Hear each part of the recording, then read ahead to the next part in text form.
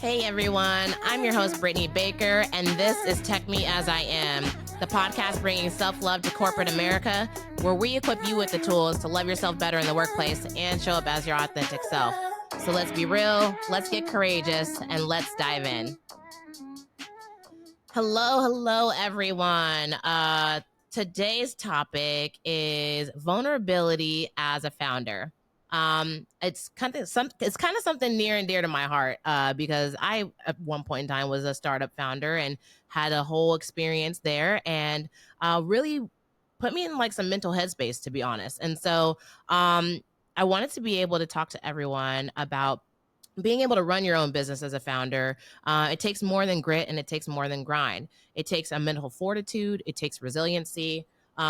And today's guest is nothing short of an amazing woman and serial entrepreneur.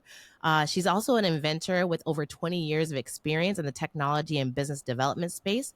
She is the first female founder globally to raise over $1 million in secure token offering under the Reg CF of the Jobs Act, and a pioneer in the Web3 and equity crowdfunding space. Dawn Dickson, we are super happy to have you joining us in today.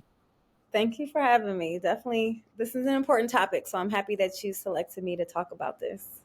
Absolutely. I couldn't think of anyone better to have this conversation with me. To dive in and just kind of get straight to it, one of the things that I experienced as being a founder, just trying to figure out the lay of the land. And one of the things I think mentally that I struggled with a lot was imposter syndrome. And, many founders, they struggle with this, feeling like they're not qualified or worthy of this role, trying to figure out everything. It's important to really acknowledge these feelings and seek support from other people who have gone through those similar experiences. So I say that to say, like, could you talk to us a little bit more about your journey, and then even incorporating if you felt any of those feelings in your process of crowdfunding for PopCom?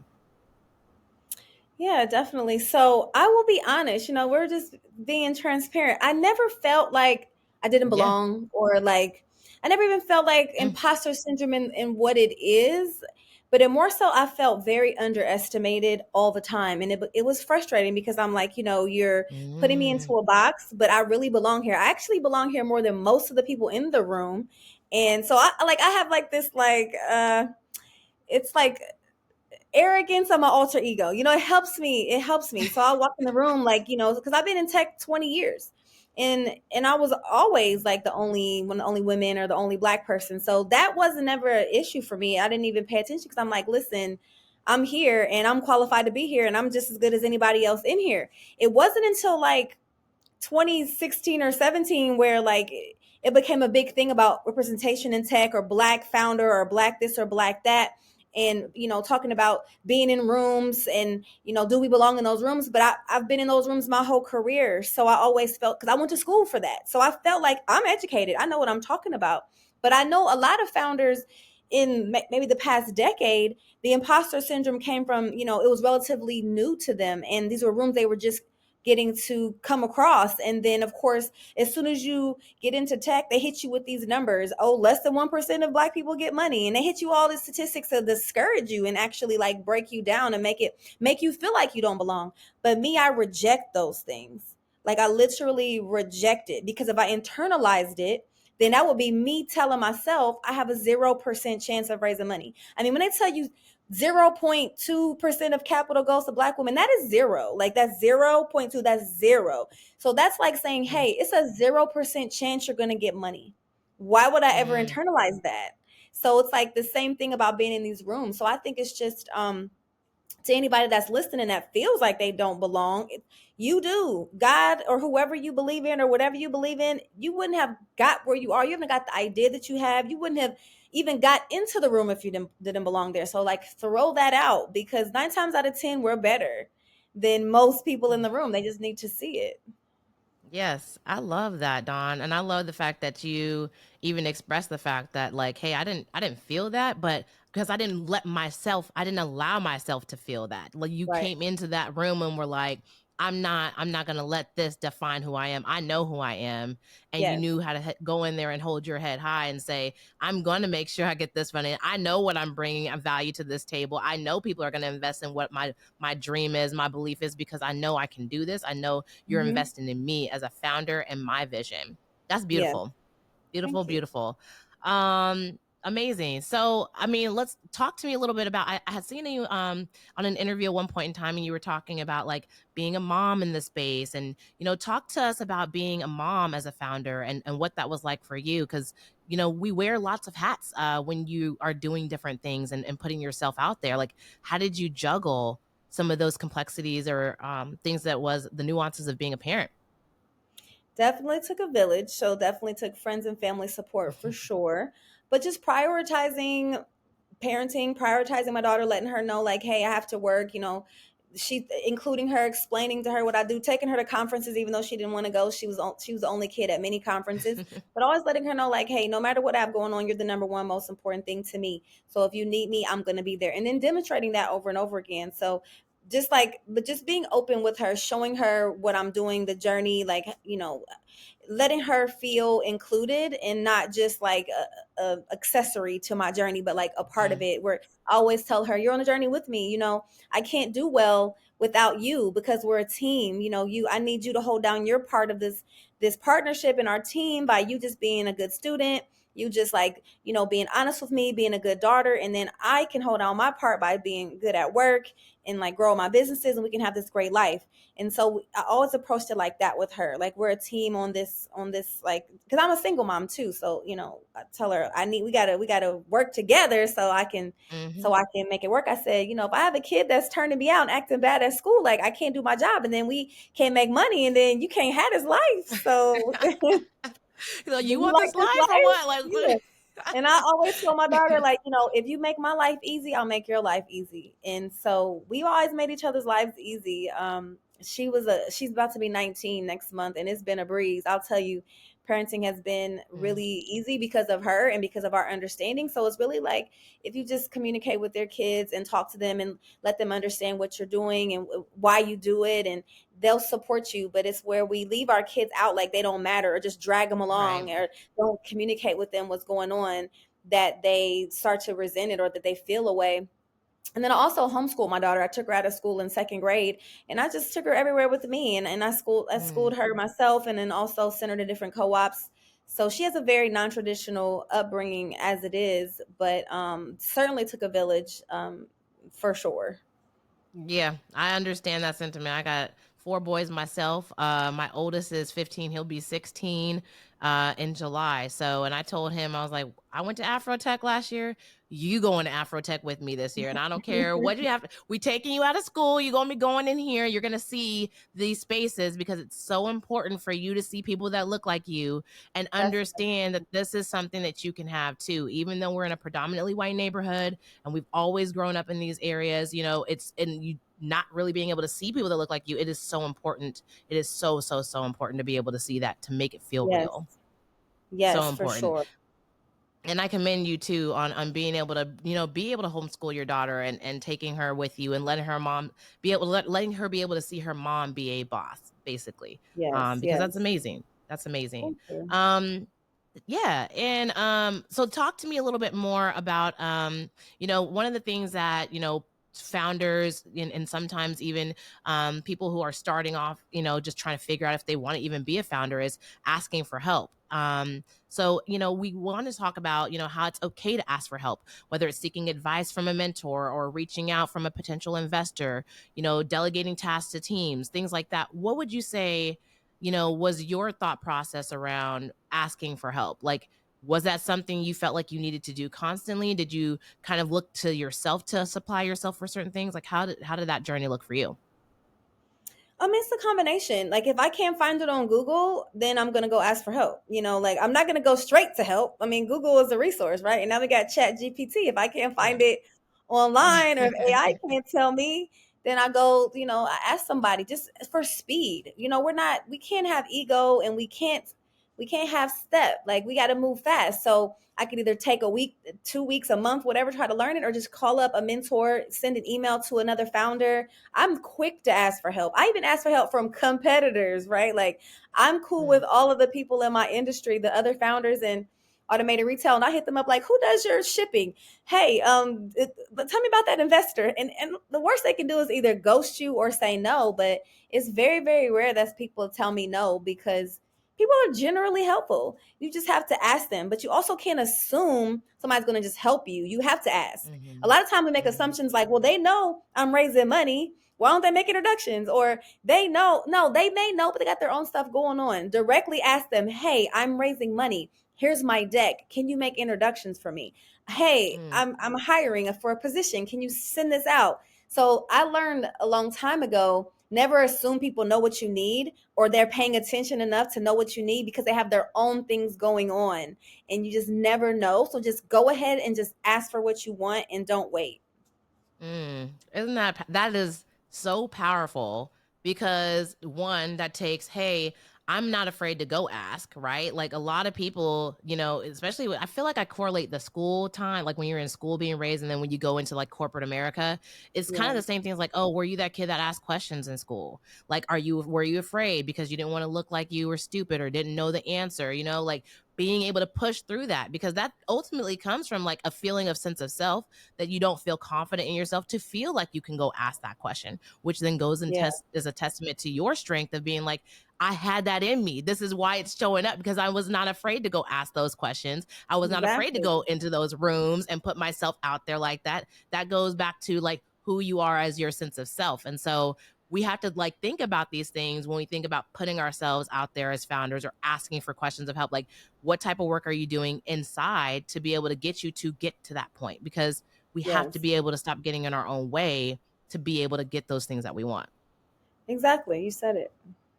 Girl. Okay. So moving along. I want to talk to you a little bit more about, failure.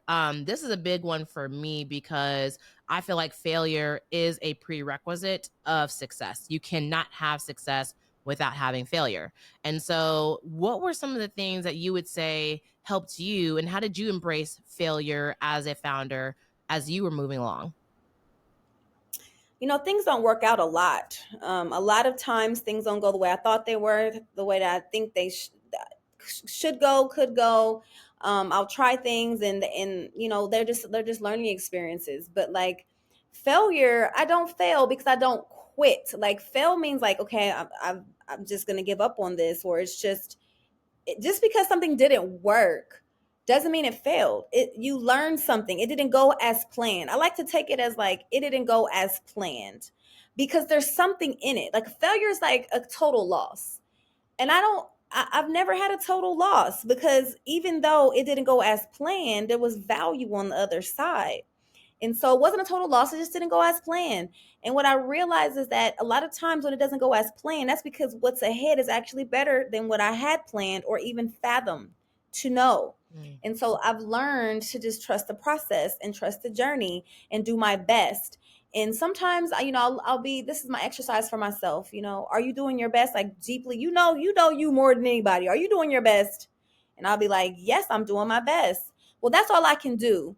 And if it's not good enough for the task or for the goal, it's just not good enough, but it is my best.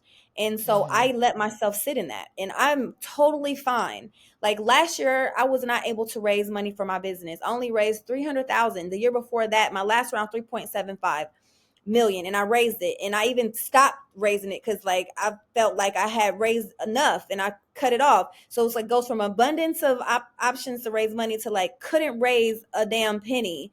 And I'm like, well, I'm doing my best. Like the market, the all these factors played into it, while things just like started to decline as far as capital, and things rapidly was declining. And I'm like, well, I'm doing my best every day, and that's all I can do. My best is not good enough because we're not getting the money, but I can do nothing else. And so I was okay. Mentally, I was okay because I know that I only can do my best. We also know Mm-hmm. when we're not doing our best. We know when we could do a little bit more. We know when we cut in corners. We know. And so I also told myself, you could have been going to those events. You could have been following up. You could. So as long as me and me are aligned about what's going on, that's it. Nothing external can matter. So the failures, again, the things that don't go as planned will always have something on the other side for me to see like a silver lining.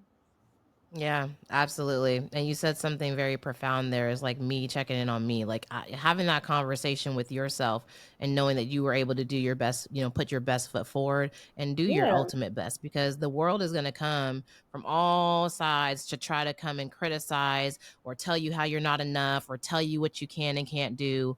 And ultimately, like, most times it's the projections of how they feel about themselves that's coming on to you, Mhm. and has Exactly. absolutely nothing to do about you in general anyway. It's Yeah.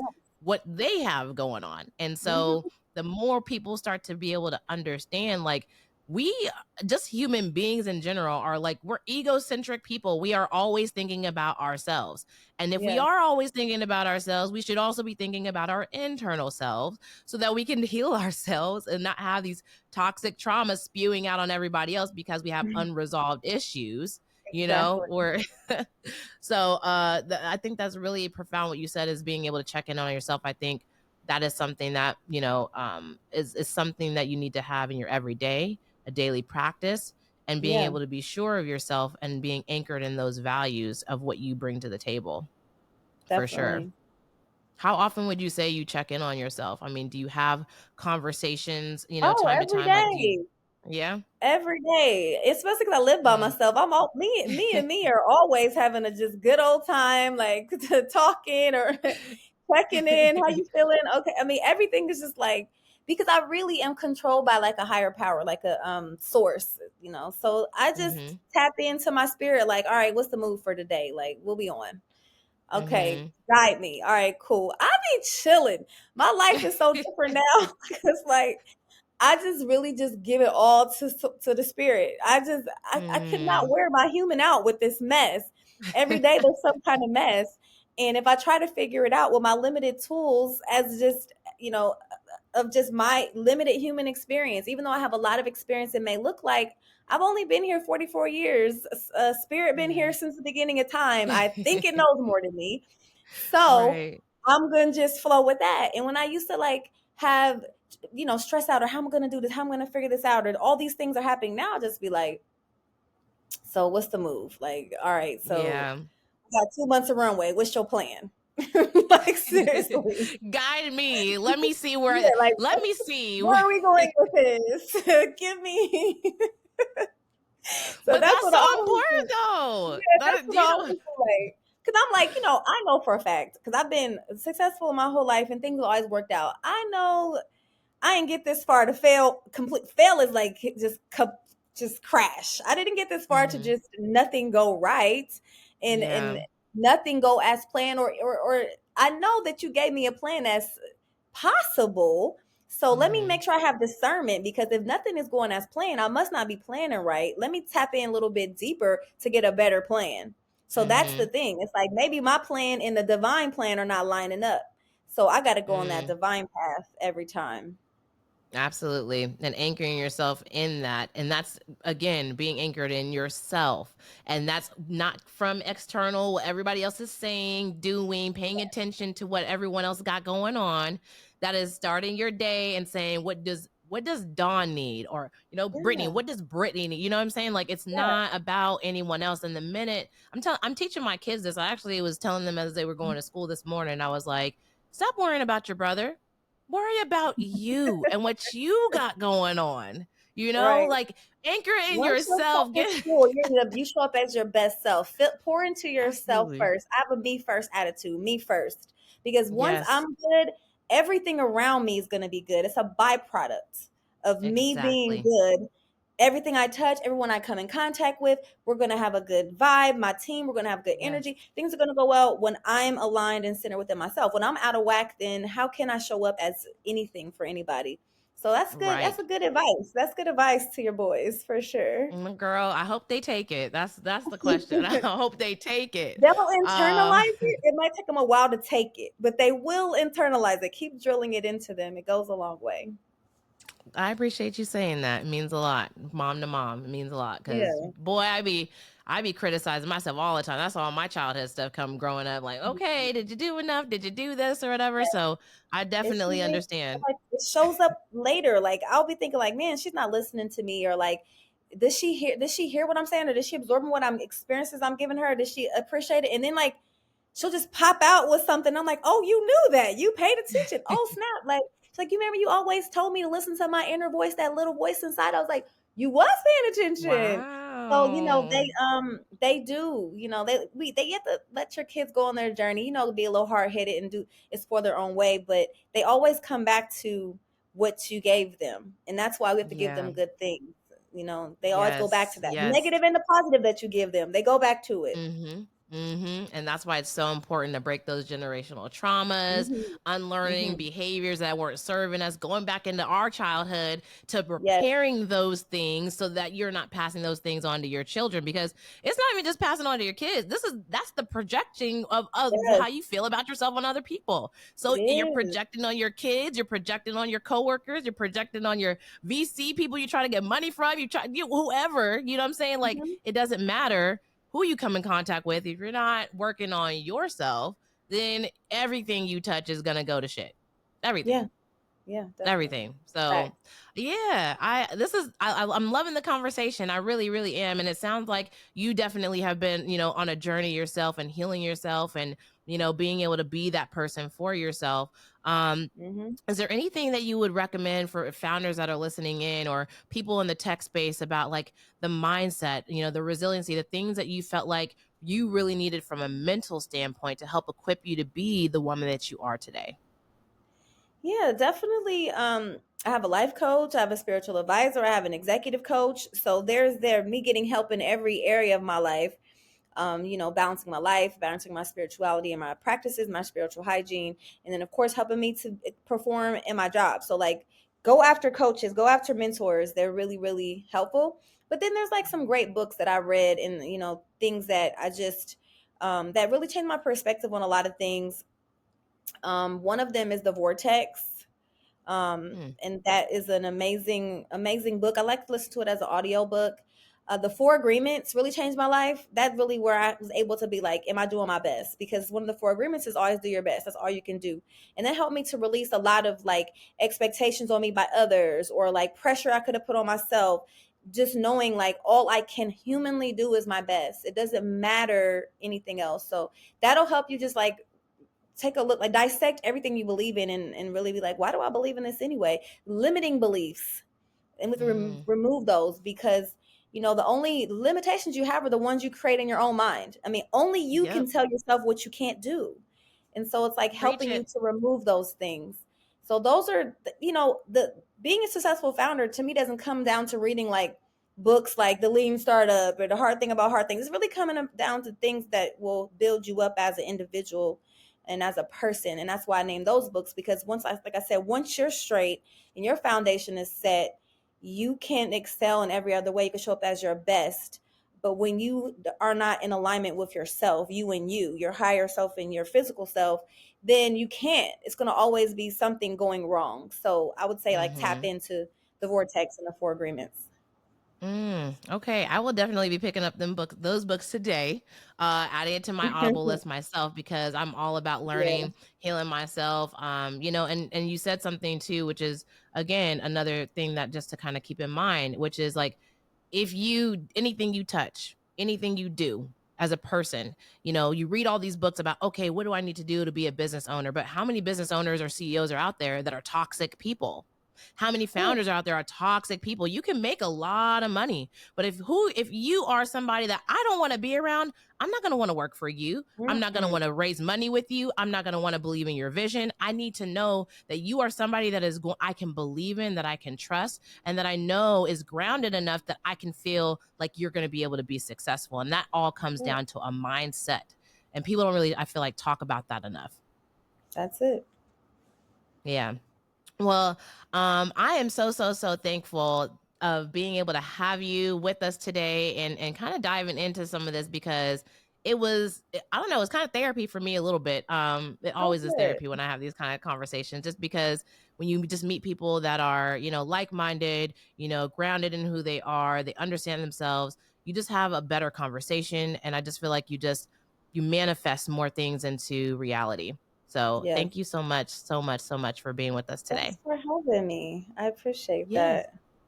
Absolutely. So, well, that's going to conclude today's episode with vulnerability as a founder with Don Dickson. Amazing, amazing. We are so happy to have you here. Until next time, everyone, we want to thank you for listening in. Stay courageous.